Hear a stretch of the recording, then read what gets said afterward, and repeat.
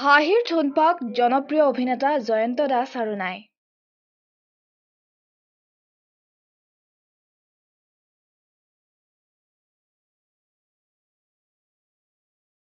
গুৱাহাটীৰ এখন ব্যক্তিগত খণ্ডৰ চিকিৎসালয়ত মাত্ৰ ৬২ বছৰ বয়সত নিশা শেষ নিশ্বাস ত্যাগ কৰে চলচ্চিত্ৰ, টেলিভিছন আৰু অনাতাঁৰ জগতৰ এই জনপ্ৰিয় অভিনেতাজনে।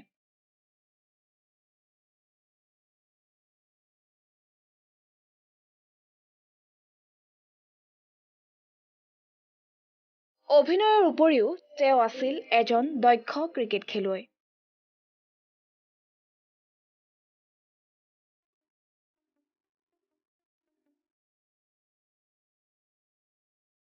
গুৱাহাটীৰ উজান বজাৰত ১৯৬২ চনত জন্ম লাভ কৰিছিল জয়ন্ত দাসে।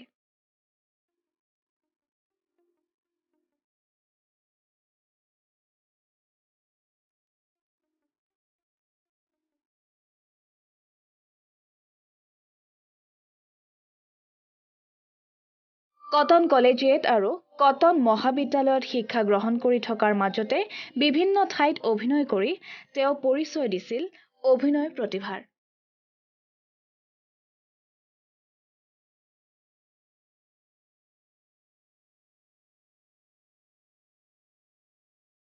পুলক গগৈ পৰিচালিত সেন্দুৰ ছবিখনত অভিনয়ৰ জৰিয়তে তেওঁ খোজ দিছিল অসমীয়া ছবি জগতত।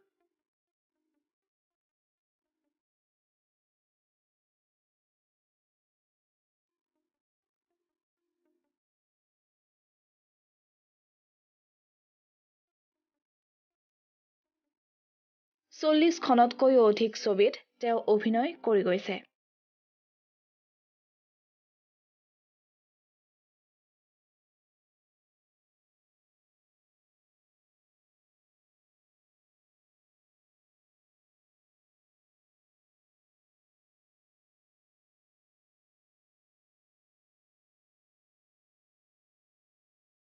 ২০০০ চনত মুক্তি লাভ কৰা ভূমিপুত্ৰ ছবিখনেৰে তেওঁ পৰিচালনাৰ দক্ষতাৰ পৰিচয় দি থৈ গৈছে।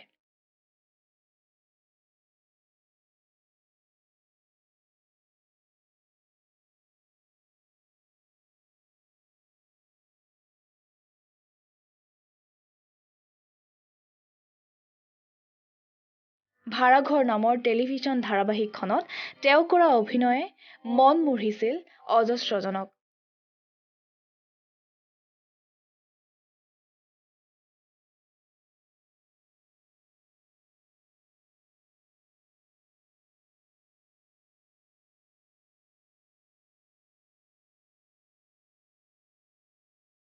ইয়াৰ উপৰিও বহু নাটকত তেওঁ কৰা অভিনয় চিৰকাল ধৰি মনত থাকিব দৰ্শকসকলৰ।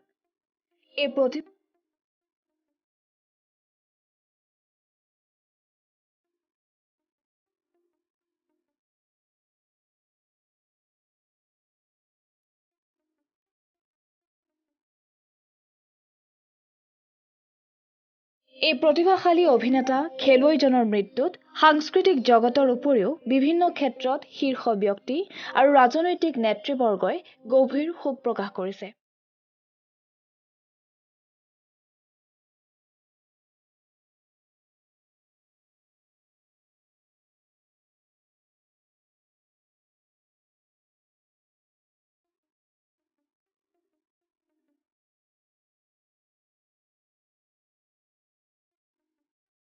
আমি B24 অসম এনিৰ তৰফৰ পৰাও তেওঁলৈ শ্ৰদ্ধাঞ্জলি জনোৱাৰ লগতে শোক সন্তপ্ত পৰিয়ালবৰ্গক সমবেদনা জনাইছো।